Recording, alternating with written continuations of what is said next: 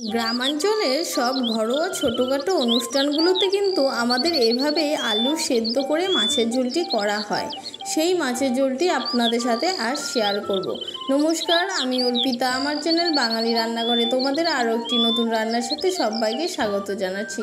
সকলে কেমন আছো? আশা করছি ভালো আছো। আর হ্যাঁ, ভিডিওটা একদম স্কিপ করে দেখবে না, সম্পূর্ণ দেখার অনুরোধ রইল সবাইকে। আর যারা নতুন রয়েছে তাদের কিন্তু অবশ্যই বলবো চ্যানেলটা আমার সাবস্ক্রাইব করে পাশে থাকার জন্য। আমি গ্রামাঞ্চলের ভীষণ পুরনো রান্না দিয়ে থাকি, আশা করছি তোমাদের অবশ্যই ভালো লাগবে। তো দেখো কিভাবে আমি রান্নাটি করছি, দারুণ খেতে হয় কিন্তু।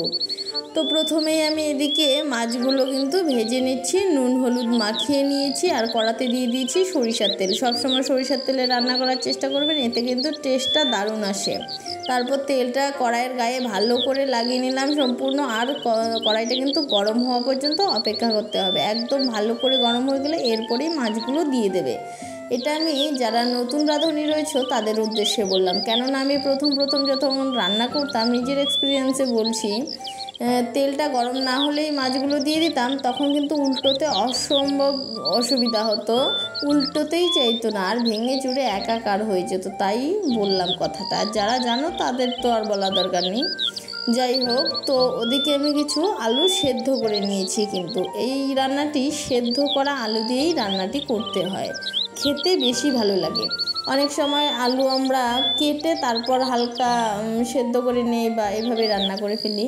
এভাবের থেকে আমি যেভাবে আলুটা সেদ্ধ করে নিয়েছি প্রথমে, এইভাবে করে দেখবে। আমি প্রেসারে সেদ্ধ করে ফেলেছি, 2-3টে সিটি দিলেই হয়ে গেছে। তো দেখো মাছগুলোও কিন্তু আমি উল্টে পাল্টে একদম লালচে কড়া করে মাছটা ভেজে নিয়েছি। তারপর আলুগুলো ওদিকে আমি ছুলে নিয়ে ভেঙে চুড়ে নিয়েছি।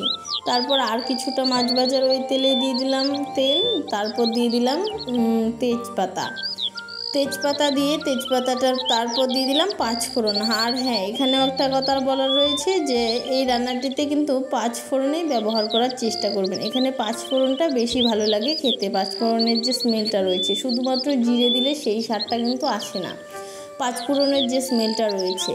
তারপর দিয়ে দেব আলুটা, ভেঙে চুড়ে নিয়েছি দেখতেই পেয়েছেন। তারপর দিয়ে দেব এখানে নুন আর হলুদ দিয়ে কিন্তু আলুটাও ভেজে নেব। সব কিছু ভেজে বুঝে রান্না করলে রান্না কিন্তু এমনিতেই স্বাদ হতে বাধ্য। কখনো এভাবে রান্না করে দেখবেন।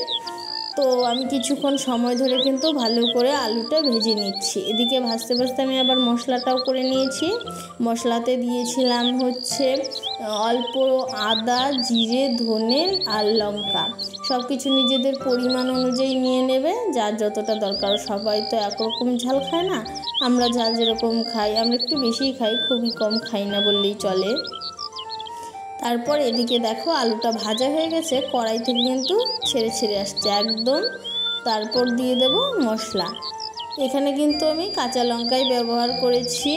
কাঁচা লঙ্কাটাই কিন্তু আমাদের বেশি পছন্দের শুকনো লঙ্কা চাইতে। শুকনো লঙ্কা দিলে কালারটা দারুণ আসে ঠিকই, কিন্তু কাঁচা লঙ্কারও কিন্তু নিজস্ব একটা স্বাদ রয়েছে। কোনো দিন অবশ্যই রান্না করে দেখবে, তাহলেই বুঝতে পারবে।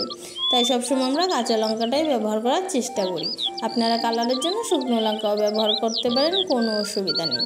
তারপর দেখুন মশলাটা কষাতে একবারে কড়াইয়ের গা থেকে কিন্তু ছেড়ে গেছে, দেখতেই পেয়েছেন। আর ভাজা একটা সুন্দর গন্ধ চলে এসছে, তখনই বুঝতে হবে তো ভাজা হয়ে গেছে। তারপর দিয়ে দেবো পরিমাণ মতো ঝোল। একদম শুকনো ঝোলটা কিন্তু হয় না, একটু ঝোলেই হয়। তারপর পরিমাণ মতো ঝোলটা দিয়ে মাছগুলো দিয়ে দেবো।